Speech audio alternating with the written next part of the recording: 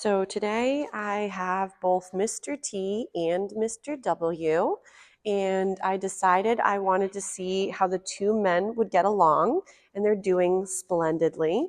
So I did take my time with their introductions. Obviously, this has been now maybe 20 minutes into them practicing some play. They're starting to get really comfortable with each other, which is really nice. So they were doing play bows and some keep away, so chasing games. If Mr. W does again get a little excited, I'm just going to ignore him when he does those jumps or feed him for being soft on the floor.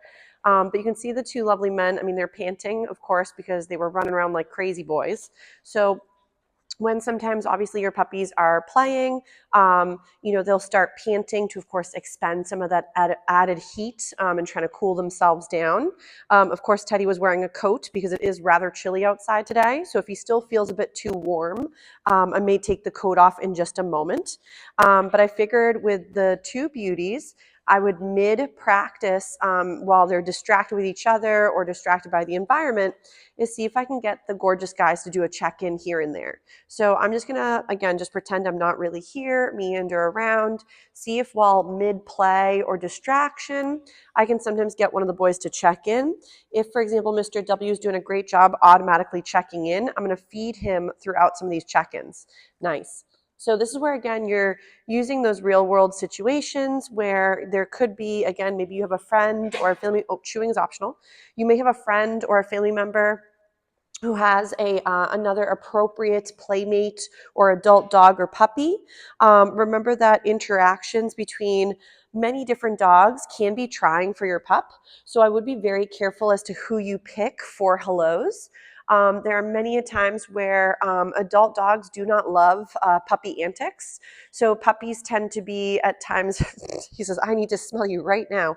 Puppies tend to be very abrupt and kind of wild in their approaches. And at times, if your adult dog is not a huge fan of dogs that are lacking in social skills, puppies tend to overwhelm most adult dogs. Some adult dogs will tolerate puppy-like behavior for a little while, but as the puppy starts to head into adolescence, which is typically 6 months to 18 months, maybe 2 years, give or take, you may find that your pups don't do quite as well interacting. So remember that when your babes are itty bitty, that's when sometimes they get like a puppy pass card, but there's plenty of adult dogs that do not like puppy behavior. So for the two beauties, I know Teddy technically is an adult dog, but he's a really great player. So right now they're romping around and doing some WrestleMania. So we might go, Winston, I'm going to see, Teddy wants to come too. Nice job, boys. So I'm going to feed Mr. W. I'm going to feed Mr. T also just because he did a great job coming back towards me. So as the boys are sometimes in between play or exploring the environment, I know Mr. W sometimes out of anxiety does some of that pop-in. So I'm just going to ignore. I'm going to start walking around, see if the boys can either start ignoring me and checking in with each other or get distracted by the environment. If though Mr. W or Mr. T are doing a nice job, again, checking in with me throughout the adventure that is off-leash playtime, I want them to start building value in coming and taking little breaks or checking in with me. Teddy, nice job, sir. Beautiful. So again, every once in a while, Winston's like, I need to finally get to smell you. So I know it's very awkward for us sometimes, dog interactions, because from our society standard, typically going and sniffing back ends and saying hi that way is not normal. So obviously when it comes to the cultural differences, remember what we might find peculiar or potentially like, maybe even negative doggy behavior is a lot of times typically appropriate dog responses to stress or feeling overwhelmed or natural little communication moments between two pups. So this doesn't mean that we want one puppy to feel so overwhelmed that they're lashing out. And the same way we don't want one puppy to be an eager beaver and bombarding the other puppy. So throughout their play, I've been watching, engaging their comfort range, making sure that they're giving each other breathers. If one puppy becomes too much, I help the other puppy. But for the most part, the two boys have been doing a really nice job reading each other and taking breaks. So right now they've been doing some really nice engagement through some play and then also through sniffing and engagement and then disengagement.